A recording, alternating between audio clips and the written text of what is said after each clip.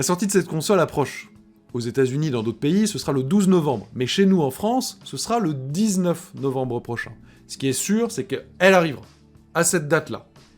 Mais avec la période de confinement, vous le savez, c'est plus compliqué que jamais, et ceux qui ont fait leur réservation en amont, déjà, il faut qu'ils soient en train de voir, avec les différentes boutiques et tout, pour pouvoir récupérer, avec un retrait sans contact ou des livraisons, leur console. Mais, pour les autres, ceux qui espéraient encore peut-être qu'au lancement, il y ait des machines proposées en boutique, eh bien, PlayStation, officiellement, sur son blog français, a donc distribué des informations sur les commandes du jour de la sortie.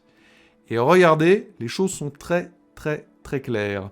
Bonjour à tous. La sortie de la console PlayStation 5 le 19 novembre approche à grands pas. Nous confirmons aujourd'hui que les ventes du jour de la sortie, le 19 novembre, seront effectuées via les boutiques en ligne de nos partenaires pour assurer la sécurité de nos joueurs, revendeurs et employés pendant le Covid-19. Aucune console ne sera disponible à la vente en magasin le jour de la sortie, le 19 novembre. Aucune console vendue en magasin le jour du lancement. Je sais pas pourquoi je fais ça, mais je le fais. Hormis ceux qui ont réservé, et qui donc l'ont déjà payé en fait, pas de console supplémentaire. Des consoles supplémentaires, mais en ligne. Alors je dis des consoles supplémentaires parce que aux États-Unis, Walmart, par exemple, a indiqué qu'il devrait être possible d'avoir de nouvelles précommandes la semaine prochaine. Et quand on lit un peu le communiqué de PlayStation, ils disent qu'il y aura des ventes effectuées sur les boutiques en ligne. Amazon, Fnac, Cdiscount, etc. Je l'ignore encore, mais a priori, en tout cas, ce sera dans ce genre de boutiques, de revendeurs e-commerce.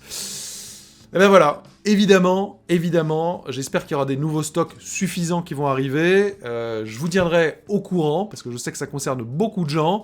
Il y a une hype qui monte, évidemment, autour de la Xbox Series X, la S et la PS5, mais cette période est définitivement particulière. Vous savez que j'évoquais le fait quand même depuis maintenant le début de l'année, enfin, on sait ces histoires de Covid, que est-ce que Microsoft et Sony n'auraient pas mieux fait de reporter le lancement de ces machines ? À titre personnel, je le pense vraiment, mais à la fois, comme aucun des deux ne semblait vouloir être celui qui cède, eh bien personne n'a voulu laisser partir le concurrent tout seul. Ça peut se comprendre en termes économiques, business et stratégiques, mais néanmoins, clairement, on nous l'aura un peu volé quand même. Ce lancement qui normalement est une fête, c'est pas toutes les années, c'est une fois tous les 7 ans.